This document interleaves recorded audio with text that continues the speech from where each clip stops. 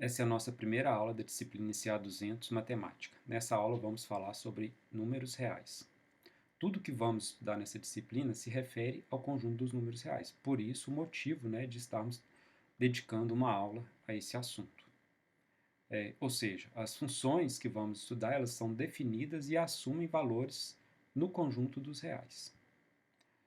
Para falar de conjunto dos números reais, uma primeira coisa importante de ser dita é as propriedades desse número.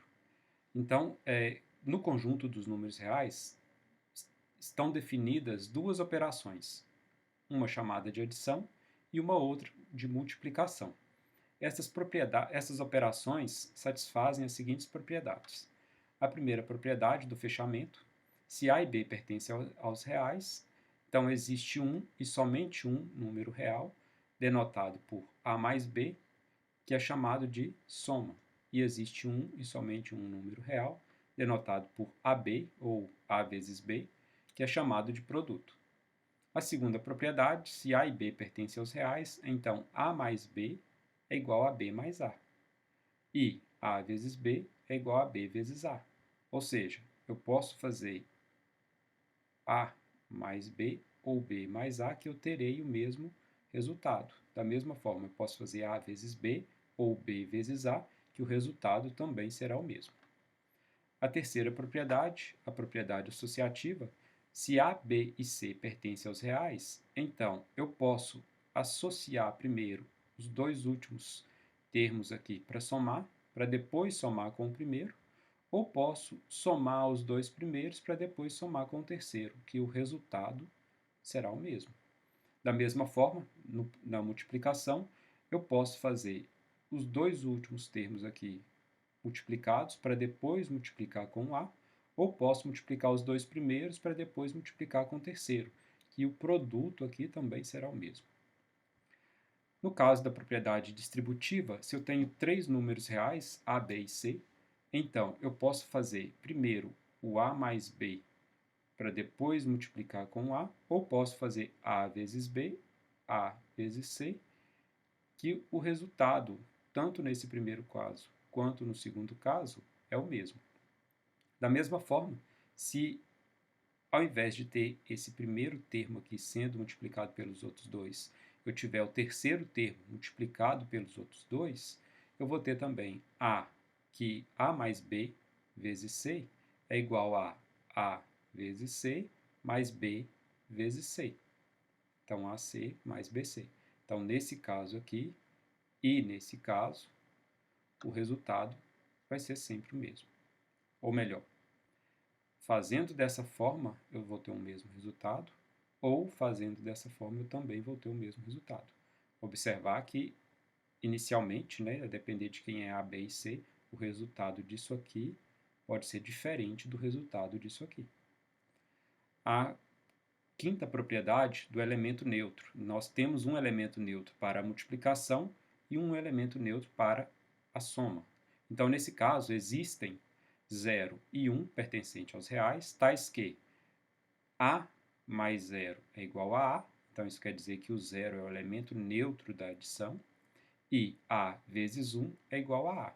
Isso quer dizer que o 1 é o elemento neutro da multiplicação, isso para qualquer A pertencente aos reais. Então, sempre eu vou ter que o elemento neutro da adição é o 0 e o elemento neutro da multiplicação é o 1. A sexta propriedade é elemento simétrico. No caso aqui, o elemento simétrico ele se refere à soma.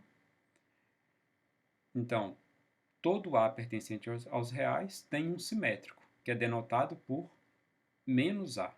Tal que, se eu somo o A com o seu simétrico, o resultado é o elemento neutro da adição. Agora, em relação à multiplicação, todo A pertencente aos reais, sendo esse A diferente de zero, observar isso aqui é muito importante, então, todo A pertencente aos reais, desde que esse A seja diferente de zero, ele vai ter um inverso. E esse inverso é denotado por 1 sobre A. Tal que, se eu faço o produto de A pelo seu inverso, o resultado é o elemento neutro da multiplicação. Observar que essa exigência de que o A seja diferente de zero é importante, né? Porque eu vou obter o inverso dele, que é 1 sobre A. E se ele fosse zero, eu teria 1 sobre zero. E como vocês já estudaram, né? Não existe divisão por zero. Então, eu não posso ter não existe 1 sobre zero. Então, dessa forma, quando eu multiplico A pelo seu inverso, o resultado é o elemento neutro da multiplicação. Continuando, agora falando de desigualdades. Essa desigualdade usada para estabelecer uma ordem, né, entre os números e como que ela funciona. Então, para isso a gente tem os axiomas de ordem. Então, para todo x pertencente aos reais, exatamente uma das três afirmações ocorre. Ou x é menor do que zero, ou x é igual a zero, ou x é maior do que zero. Se o x é menor do que zero, nós vamos dizer que esse x é um número negativo. E se o x é maior do que zero, dizemos que ele é positivo. Bom, e se ele é igual a zero? Bom, se é igual a zero, ele não é nem positivo, nem negativo. E o outro axioma de ordem é: seja P, que está contido no conjunto dos números reais, o conjunto dos números reais positivo. Então, P é o conjunto de todos os números reais positivos. Se eu pego dois números desse conjunto P, x e y, pertencente a P, então a soma desses dois números também pertence a P e o produto desses dois números também pertence a P. Em outras palavras, né, se eu somo dois números positivos, o resultado também será positivo. E se eu multiplico dois números positivos, o resultado também é positivo. As propriedades dessas desigualdades são as seguintes. Para elas, vamos considerar quatro números reais, A, B, C e D. E as propriedades são as seguintes. Se eu tenho que A é maior do que B e B é maior do que C, então o A vai ser maior do que C. A segunda propriedade. Se A é maior do que B e C é um número positivo, é um número maior do que zero, então A vezes C continua sendo maior do que B vezes C. Se, por outro lado, na terceira propriedade, eu tenho que A é maior do que B, porém C é menor do que zero, então A vezes C vai ser menor do que B vezes C. Observem que, se o C é menor do que zero, então C é um número negativo, né?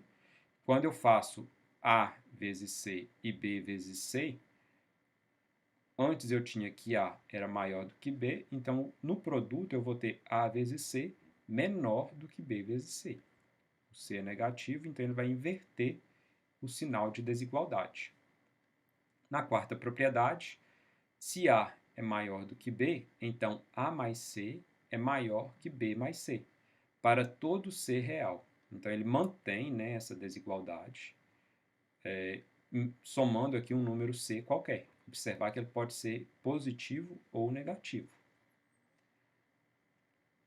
Se A é maior do que B e C é maior do que D, então A mais C é maior que B mais D. Ou seja, se eu tenho que A é maior do que B e C é maior que D, eu posso somar esse A com C, o B com D, que essa desigualdade será mantida. Ele continua sendo o símbolo de maior, né?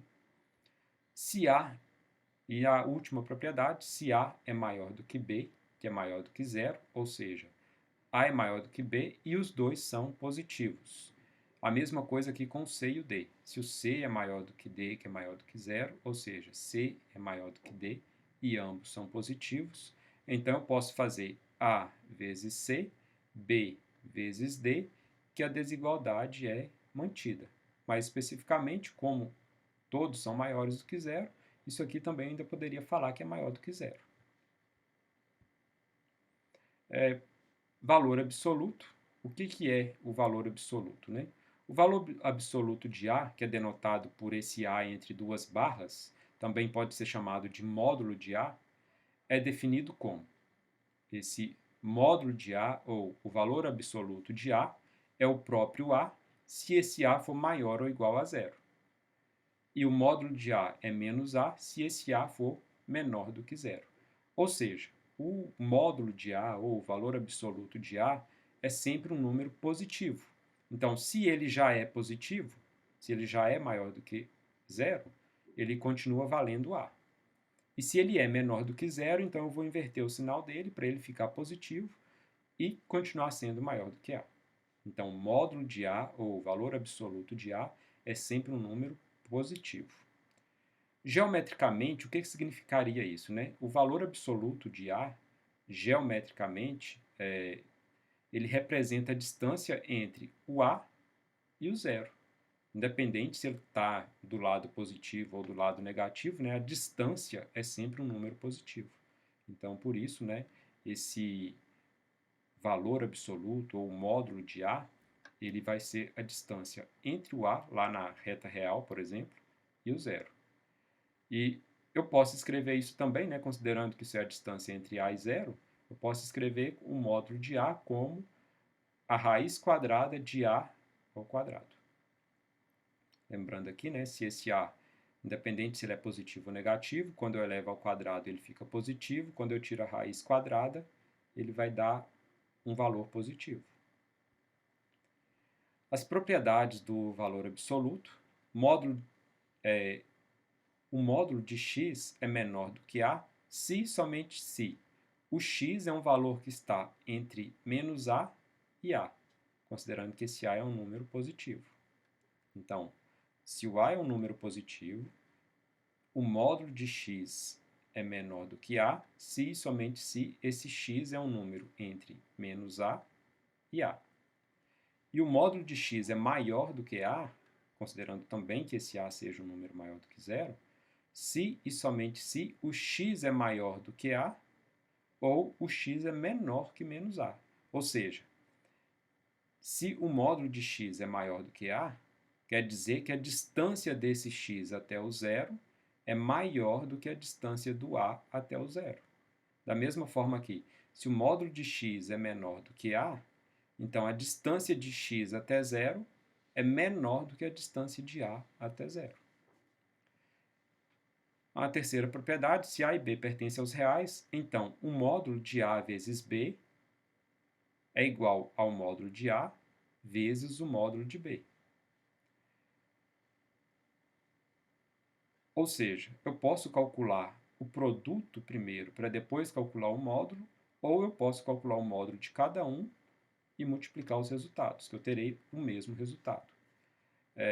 Na propriedade 4, se A e B pertencem aos reais, sendo esse B diferente de zero, porque eu vou montar uma fração ali, né, uma divisão, então estou exigindo que o B seja zero, então o módulo de A sobre B é igual ao módulo de A sobre o módulo de B. Ou seja, eu posso fazer a divisão de A por B primeiro, ou posso calcular para depois calcular o módulo, ou posso calcular o módulo de cada um para depois fazer a divisão.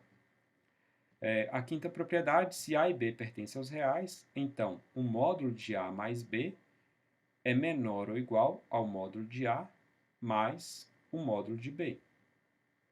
Da mesma forma, se A e B pertencem aos reais, então módulo de A menos B é menor ou igual ao módulo de A mais o módulo de B. E por último, se A e B pertencem aos reais, então o módulo de A menos o módulo de B é menor ou igual ao módulo de A mais B. Observem que quando eu estou falando de adição, aqui não vale mais sempre a igualdade, né? Eventualmente pode valer a igualdade, a depender do valor de A e B, mas pode ser, em alguns casos, que seja também a desigualdade. Por exemplo, se eu estiver somando aqui A mais B, onde esse A é um número positivo e esse B é um número negativo. Por exemplo, 2 com menos 3. 2 menos 3 vai dar menos 1. Módulo de menos 1 é 1. Se eu calculo o módulo primeiro, então vai ficar 2, módulo de 2, que é 2, mais módulo de menos 3, que é 3, então 2 mais 3, que é 5. Daqui eu obtive o resultado 1, daqui eu obtive o resultado 5. Então, aqui vale a desigualdade, né? Vai ser o A mais B, para esse caso específico, é menor que módulo de A mais módulo de B. Para entender melhor essas propriedades, todas essas aqui, todas as anteriores, uma sugestão, né, que caso você veja e não fique claro, a sugestão é você fazer igual eu fiz nesse caso daqui. Tenta atribuir números diferentes para A e B, números positivo, negativo, positivo e positivo, positivo e negativo, negativo e negativo, e para ver o que acontece, né? Para ver se, por exemplo, aqui, você poderia fazer a mesma coisa, pegar um valor positivo para A e para B, um valor negativo para A e para B, um valor negativo para A, um valor positivo para B, um valor positivo para B, um valor negativo para A. E fazer essas operações para ver que essas propriedades valem sim em todos os casos. E, mais especificamente, quando eu estiver falando de adição e subtração, a depender dos valores de A e de B, vai valer a igualdade, ou a desigualdade, sempre um ou outro. Bom, agora falando de intervalos, o que são intervalos? Intervalos são conjuntos infinitos de números reais. Então nós temos diferentes tipos de intervalo, né? Eu posso ter um intervalo aberto, posso ter um intervalo fechado, posso ter um intervalo aberto de um lado e fechado de outro, e posso ter intervalos infinitos. Então, vendo cada um deles, o intervalo aberto, ele é um intervalo do tipo A é x, tal que o x é maior do que A e o x é menor do que B. Observar como que eu estou lendo isso, né? Que o x, o termo aqui do meio, ele é sempre o primeiro que eu vou falar. Então, x maior do que A e x menor do que B. E como que eu vou denotar esse intervalo aqui? Eu vou denotar ele da seguinte forma. É um intervalo que é aberto em A e aberto em B. Então, esse parênteses, né, ele vai indicar que é aberto, ou seja, que esse A e B não estão incluídos no intervalo. Da mesma forma, esse A e B, eu posso, intervalo aberto, AB, né, eu posso representar ele com esse cochete aberto.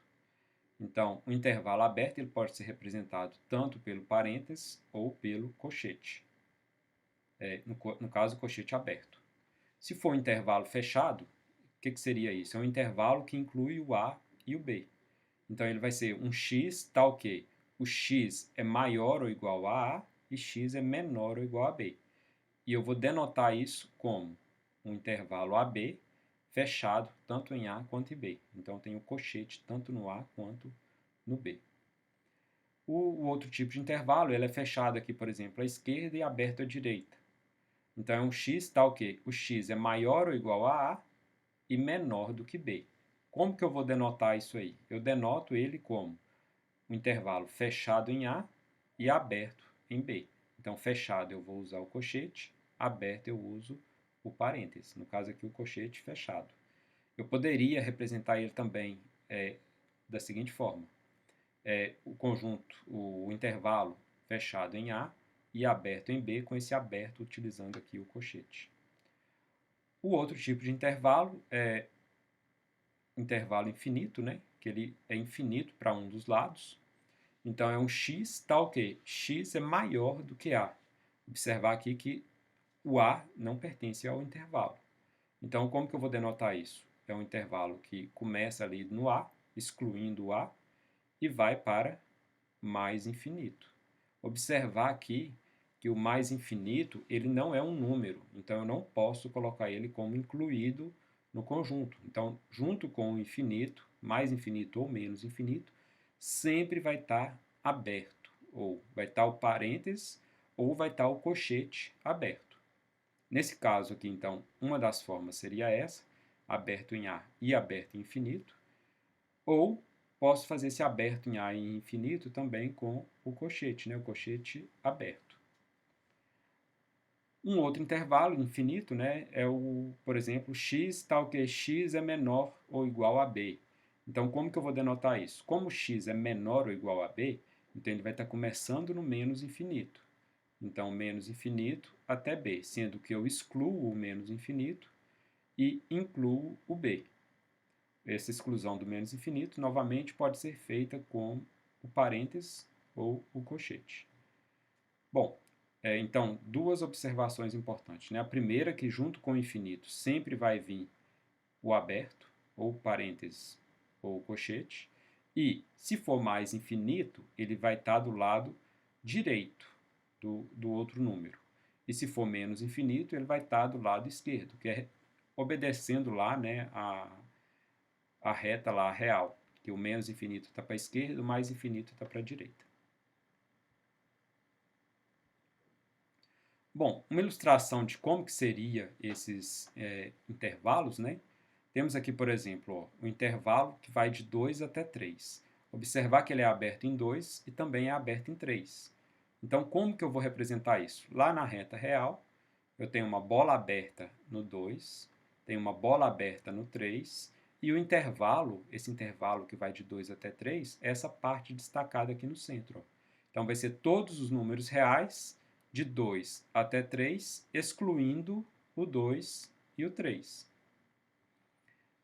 Esse outro exemplo, eu tenho um intervalo aberto em 1 e fechado em 4. Então, o que eu vou ter? Uma bola aberta no 1, uma bola fechada no 4, e o intervalo são todos os números de 1 até 4, excluindo o 1 e incluindo o 4. Um outro caso, né, eu tenho aqui o intervalo que vai de 0 a mais infinito, fechado em 0 e aberto em mais infinito.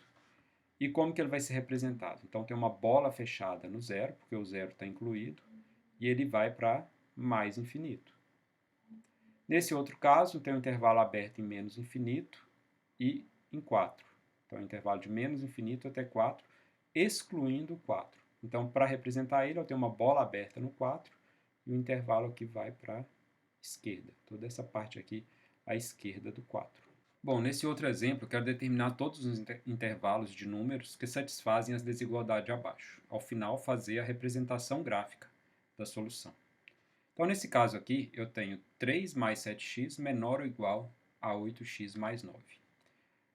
Para desenvolver essa inequação, para resolver ela, para encontrar os valores de x que satisfazem essa desigualdade, eu preciso aplicar as propriedades de desigualdades, né, de modo a obter x do lado esquerdo e um número do lado direito. Então, aqui do lado esquerdo só vai ter x positivo, x, e do lado direito um número, que pode ser positivo ou negativo. Então, nesse caso, como que eu vou fazer? A ideia é eliminar esse 8x do lado direito e eliminar o 3 do lado esquerdo. Então, vamos começar, por exemplo, somando o inverso, o simétrico, somando o simétrico de 8x. Então, o simétrico de 8x é menos 8x. Então, como eu preciso somar o simétrico aqui para eliminar esse 8x, eu posso somar desde que eu some ele também do lado esquerdo.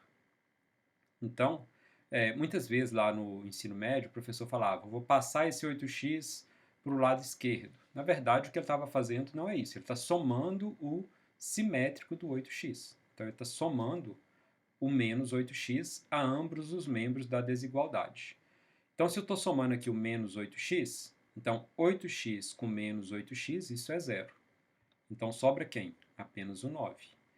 O 3 aqui eu não vou fazer nada com ele por enquanto, vou só repetir. O 7x menos 8x é menos x. Então, tenho aqui 3 menos x menor ou igual a 9. Agora eu preciso eliminar esse 3. Como que eu vou eliminar ele? Eu vou somar o simétrico do 3. Então, 3, o simétrico dele é menos 3. Eu posso somar esse simétrico desde que eu some ele a ambos os membros da desigualdade, seguindo lá as propriedades também de desigualdade. Então, esse 3 eu elimino com esse menos 3. Vai sobrar quem aqui? Apenas o menos x. Esse 9 menos 3 sobra 6. Bom, mas eu quero obter aqui do lado esquerdo apenas o x. Então, vou multiplicar tudo por menos 1. Multiplicando por menos 1, eu vou ter menos x menos 1, x. 6 vezes menos 1, menos 6. E pela propriedade lá de desigualdade, quando eu multiplico os termos aqui por um c que é menor do que zero, o sinal de desigualdade vai inverter. Então, o que era menor ou igual aqui passa a ser maior ou igual. Então, a solução é x, que é maior ou igual a menos 6. E a solução é x, que pertence aos reais, tal que x é maior ou igual a menos 6. E como que eu represento isso graficamente? Então, é uma bola fechada no menos 6, uma bola fechada aqui no menos 6, e eu quero todos os valores que estão à direita desse menos 6. Todos os valores aqui à direita. Então, esse seria o intervalo. Nesse item B aqui, observe que a gente tem duas desigualdades, né? Tem aqui um menor aqui e o maior, menor ou igual de cá. Observar que nós já temos o x apenas aqui no meio, então nós não vamos ter que preocupar com ele aqui nesses extremos, né? E aqui nós já temos só os números, então nós não precisamos preocupar com essa parte. Aqui no caso que a gente vai ter que fazer é transformar o que está dentro desses dois sinais de desigualdades, transformar ele em x. Então tem que fazer operações aqui de modo que isso aqui transforme em x, sempre seguindo aquelas propriedades de desigualdades. Então, uma primeira coisa que eu posso fazer é eliminar esse 3 aqui. Para eliminar esse 3, eu vou somar com o simétrico dele. Então, eu vou fazer 5x mais 3 menos 3. Bom, mas se eu somar esse menos 3 aqui no meio, eu preciso somar ele também no início e no final. Então, vai ficar menos 2 menos 3 menor do que 5x mais 3 menos 3, menor ou igual a 13 menos 3. Então, menos 2 menos 3 é menos 5. Esse 3 aqui elimina com esse menos 3, vai sobrar 5x. E esse 13 menos 3 vai ser 10. Observar que os sinais de desigualdades continuam o mesmo. Agora eu preciso eliminar esse 5 que está multiplicando o x. Como que eu elimino aqui? É um produto, né? Então eu vou multiplicar pelo inverso do 5. O inverso do 5 é 1 sobre 5. De modo que se eu faço 5 vezes 1 vai dar 5, então 5 sobre 5 é 1. 1 vezes x, x. Então, estou multiplicando por 1 sobre 5. Então, só que eu posso multiplicar isso por 1 sobre 5 desde que eu multiplique toda a expressão por 1 sobre 5.